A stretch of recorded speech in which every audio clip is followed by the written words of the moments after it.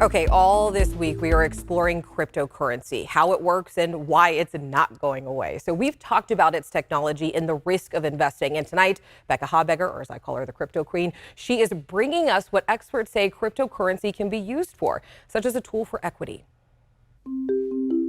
How have marginalized communities been hurt by the traditional finance system? When I think of social justice, I think of an ability to address past financial harm that is connected to the distribution of wealth. Unfortunately, in this country, we have a history of predatory and discriminatory bank laws, bank deserts in neighborhoods where you have folks that don't have access to fair banks, affordable checking accounts. In these communities, many of these folks have to use payday loans. They have to use check classing places.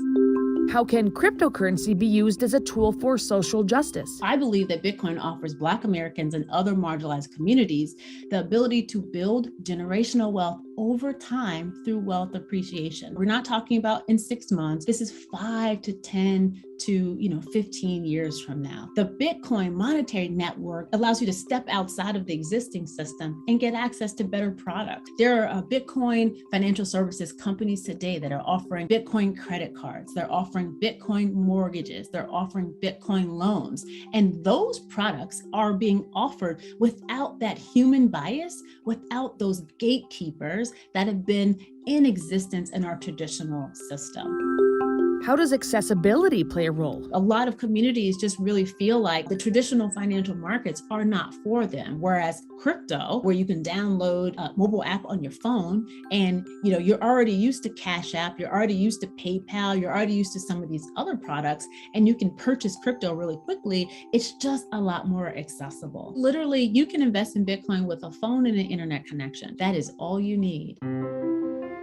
How can cryptocurrency empower people? There are a lot of people in the world who are unbanked. In fact, there are a lot of people still in the US who are unbanked. I believe that this is really a tool for empowerment for human rights and for allowing people to take their power back in terms of their monetary independence. I see clients that are investing for the first time in Bitcoin and they're making better financial decisions. They're saving more, they're putting off frivolous decisions, they're budgeting more. So there's also kind of a mindset shift that happens when people feel more in control of their financial life. There's data that shows that there are large amounts of Black Americans, large amounts of Latino Americans that are active crypto investors. And we also see this around the world. Countries like El Salvador, Nigeria, Turkey, countries that have had depressed currencies are using cryptocurrency as a hedge against inflation. I really think it's amazing when I hear stories of people who have in other countries been able to subvert oppressive governments or been able to help their families because they had Bitcoin while their currency was, inflated away.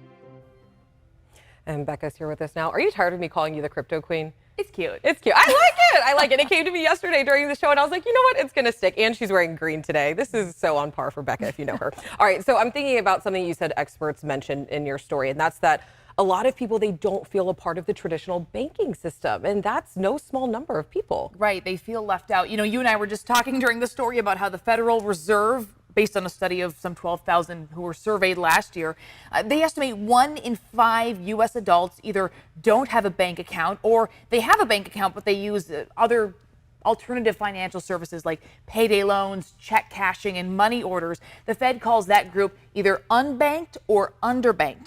And the Fed also says when you take a look at ethnicity and race, there's a glaring disparity gap. You can see here with 40% of Black adults and nearly 30% of Hispanic adults either unbanked or underbanked, compared to 13% of white Americans and 8% of Asian Americans. The experts I spoke with say cryptocurrency could be a way for people outside the traditional system to build wealth.